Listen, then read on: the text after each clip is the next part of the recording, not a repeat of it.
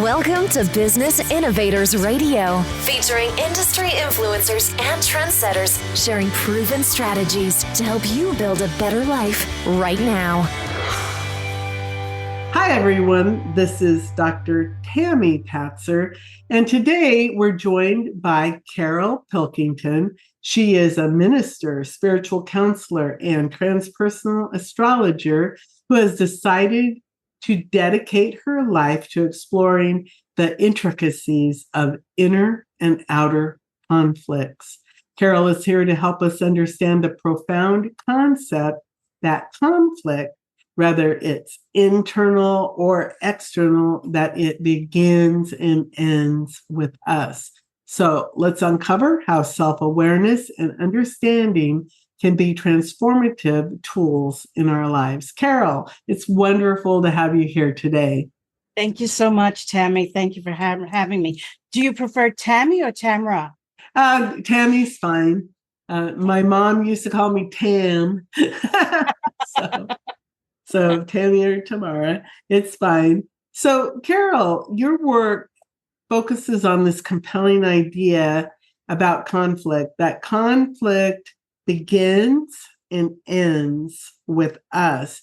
Can you explain this concept to us and how it applies to both the inner and the outer conflicts? Absolutely. So if we think about it, we are the one common denominator in every scenario of our lives. And that be it social, personal, or business, when we relate to others. And so we are responsible for how we perceive and how we receive information, any interaction that we have with another, and what they say, what they do. So for instance, Sally and Jane might have a discussion, and Jane might get triggered by something that Sally said. Sally goes about her business, isn't aware of anything that she might have said that might have caused Jane to become upset or disturbed. But Jane is still dealing with these feelings and emotions that are coming up. So it's Jane's responsibility to resolve the conflict within herself, whether she feels she needs to have a conversation with Sally or whether she has to really take a real good look at what got triggered. Oftentimes we get triggered by things that happened to us in the past. Something arises from the past that we aren't even aware of. So it's important for us to first examine what got triggered and then go from there. So that's why I say that all conflict begins and ends with ourselves. Even when you're in a situation where you can't resolve something with another, they pass away or they move on, they're no longer in your life. We have to take responsibility for how we feel and what to do about that so that we don't carry it from one situation to another, which ordinarily we actually do. It's interesting when you're talking about Sally, and I'm going, probably whatever Sally said had absolutely nothing to do with the reaction that she got from the other person. It was probably just some random comment. That actually happened to me the other day with my granddaughter when I used informal language and called the stuff on her cell phone crap instead of information or stuff. I said, you should get help to transfer your crap instead of to transfer your information. And she just went ballistic on me. And I was just like, whoa, what's that all about? So I understand exactly what you're talking about, because it was just a very informal term that I had attached no emotion to at all. It was just an easy word to pull out of the air at that moment in time. So with these, I guess they're internal battles that we're constantly fighting with ourselves, because they obviously impact not only us, but all of our interactions with other people. So I guess the big question is, how do you get to the root of these issues? Yeah, the important thing is to recognize that we're triggered in the first place, and then to take on the task of literally examining and understanding what the nature of the trigger is. So, for instance, in the situation that you talked about, what you said, what seemed totally innocuous, and, you know, your words didn't have any meaning to you, but to her, they did. So words, we have to understand within our own self what words are triggering us and what they mean to us and what's getting triggered. So it could be a feeling of not being loved, not being appreciated, not being understood. There's a magnitude of feelings that come up around words.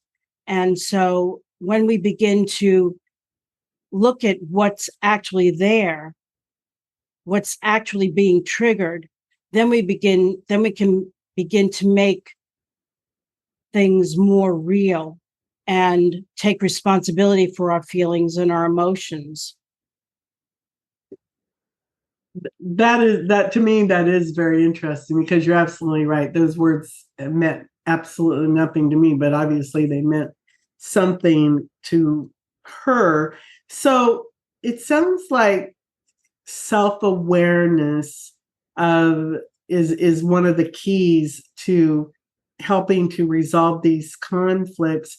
So how do you develop this self-awareness related to words, to communication? Because it sound, the more you're talking about it, the more I'm going to, it kind of boils down to communication and how we communicate ourselves to the world, and then again how we react, just like what you were saying about the conflicts we're the common denominator in all of these issues.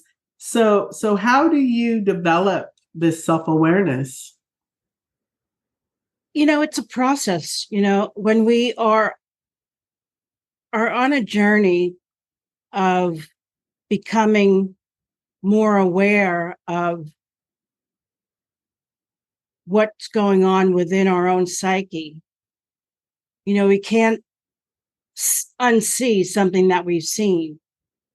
So the moment that we see something, we can't unsee it. And then and only then can we begin to take responsibility for what we feel and how we go about working with it.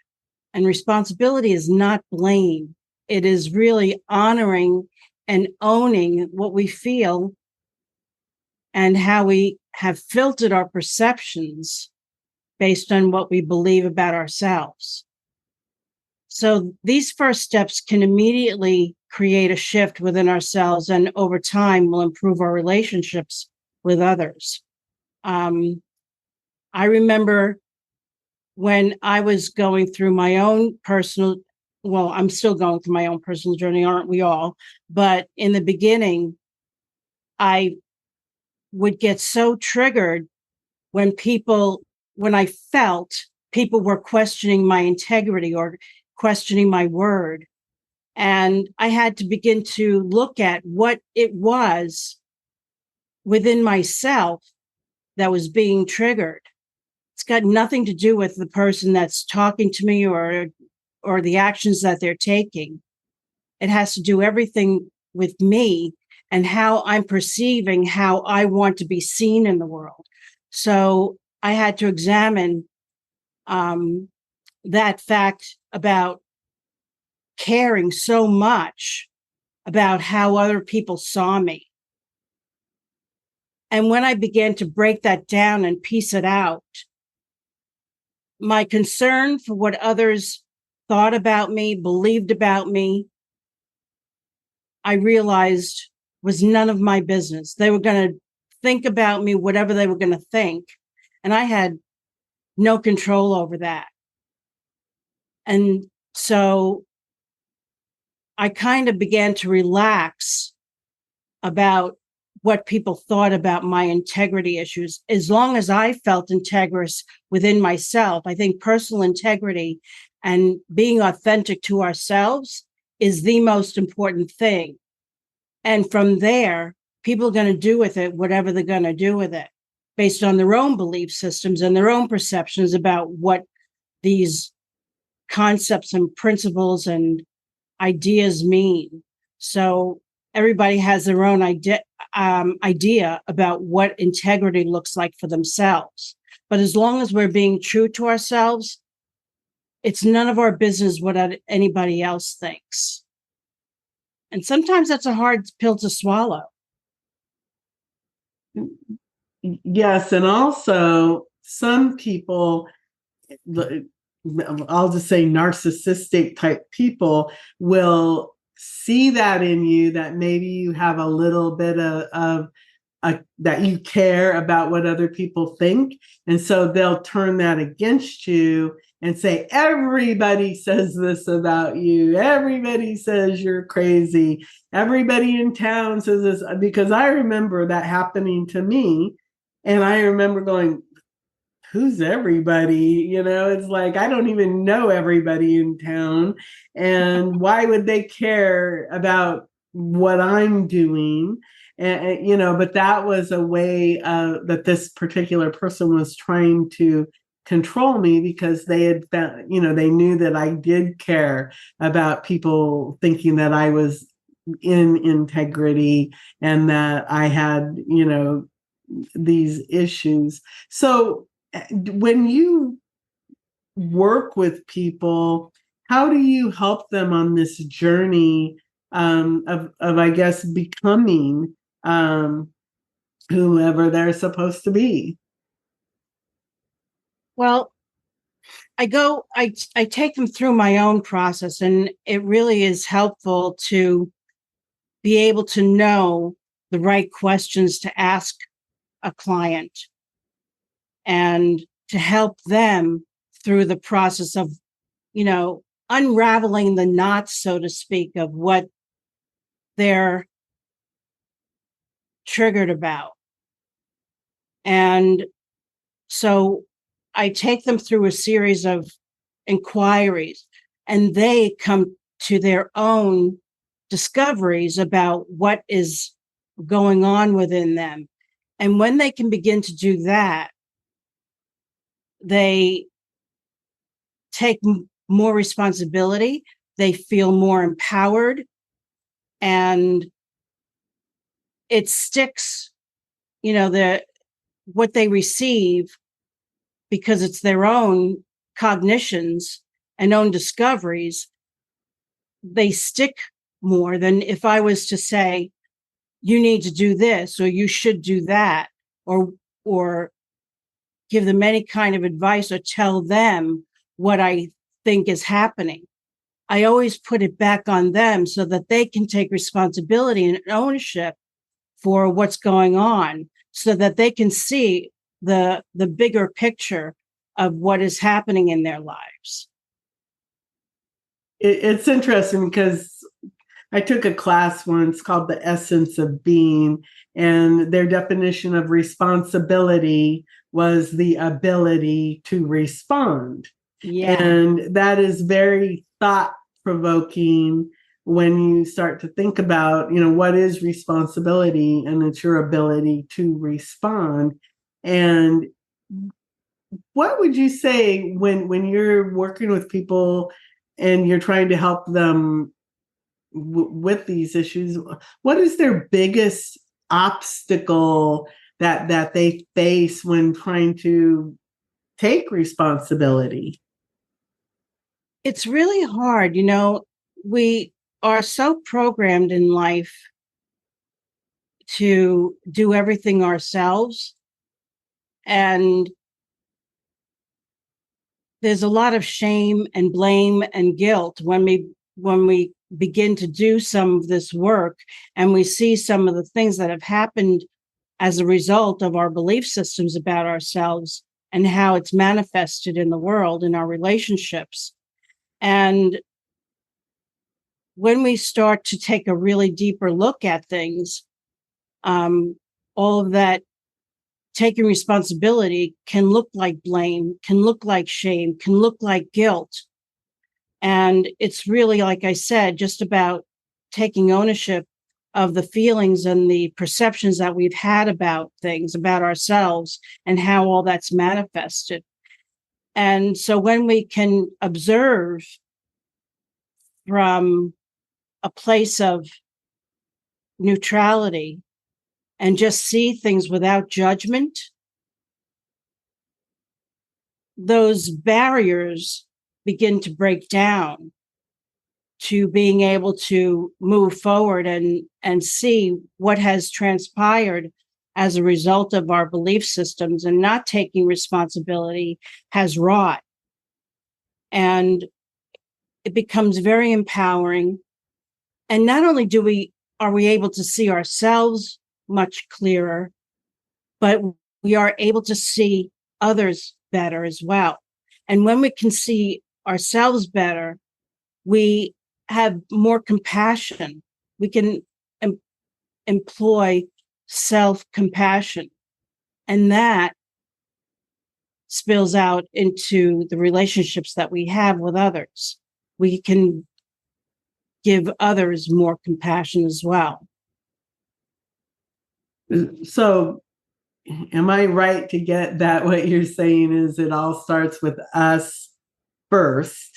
Mm-hmm. And it's kind of like they say, well, you got to love yourself first. And then, of course, you can love others. But I think that's a lot easier said than done, because you have to recognize that this is all happening. So what would the initial steps be to, if you're like going, oh my God, they're talking about me, I need to take responsibility. What would the initial steps be to start on that journey through? Yeah. Well, nothing happens on a wish and a prayer. I wish this didn't happen. I wish I could be more of this. I wish I didn't have this happening. All that does is keep us stuck. And so what I would say is first acknowledge that something is profoundly wrong and admit that whatever they've been doing is not working. That's the first step. And then there's the tendency to minimize and rationalize our problems, hoping that they'll magically go away. And that has to stop. So number one, we have to acknowledge that something is not right. Something is not, what we've been doing is not working any longer. And then be committed to being what I call unflinchingly candid with ourselves about what we've been doing and how we've been operating, and seeing everything without judgment, without blame, and without shame. Because when we can begin to do that, then we can really begin to move forward. And swallowing one's pride. Pride, I feel, is the mask of fear. And asking for help from someone with experience to guide them through their journey is really, really important. We all need help in this world. And that's another thing that we have been programmed, that we have to pull our own selves up by our bootstraps all the time. Well, generally speaking, that's true. But we also have to know when we need support in reinforcing that. And we have a lot of blind spots. And sometimes it's really helpful to have someone who isn't invested to be there to shed that light, that flashlight on the things that we can't see. Because the more we make the unconscious conscious, the better off we'll be. It makes a lot of sense. And it's so funny because as you were talking, when you said shine the light, I'm seeing this person with this flashlight. I mean, it's funny. It just tells me how visual I am. So where can people find out more about you? And you have some self-assessment tools available? Yeah. So they can go to my website at carolpilkington.com. And on that website, there's a self-assessment quiz that they can click on to take, and they get the instant results in their inbox. I always preclude that with checking one's junk mail or spam to make sure that they didn't go in there. And it's called, or they can just go directly to Soul Filled Living Quiz, SOULFILLED livingquiz.com. And basically it's a 4-minute assessment of where they are on the journey. And it's about 5 different segments with 4 or 5 statements. It's a sliding scale statement. Each one is on a sliding scale, and they can assess themselves. It's completely confidential. I will get the results and they'll get the results, and then we can have a conversation from there if they want to take it a little bit further. Oh, I like that. I was sitting here going, I'm going to go take that. So it's soul, like SOUL, soul filled. What was the rest of it? Livingquiz.com. Yeah, soulfilledlivingquiz.com. Okay, perfect. So before I let you go, is there anything else that you'd like to add to our conversation? Yeah, I think it's so important for people to understand that they're not alone, that we're not given tools when we enter this world of reality called human existence. And everyone is out there doing their own thing, and we're all bumping into one another like molecules. And so when we begin to make ourselves real, we begin to make others real.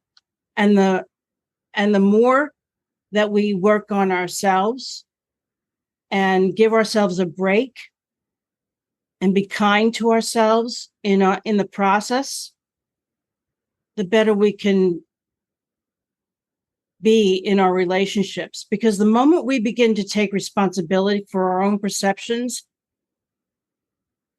it will be seen and felt around us. For instance, if I have an argument with someone, I will take a step back, look at what I heard and received and how it affected me. And then I will either resolve it within myself or ask the person if we could discuss it. And then from that point, I will say, this is what I heard. This is what I perceived. And they can say to me, well, that's not what I meant. This is what I meant. And when we begin to accept one another and just allow one another to be and hear each other and understand one another, life will be a lot better. And our relationships will be a lot smoother. So everyone, you heard what Carol said. Listen to other people and allow them to listen to you.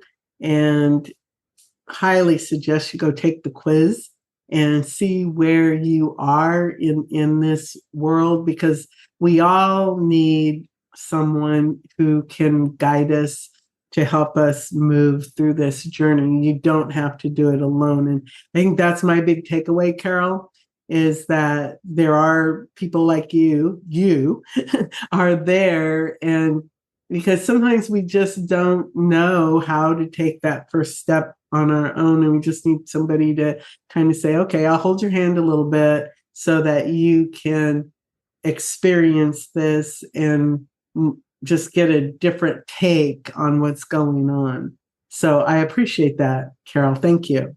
Thank you. Appreciate it. Everyone, this is Dr. Tami Patzer. Go make it a beautiful day.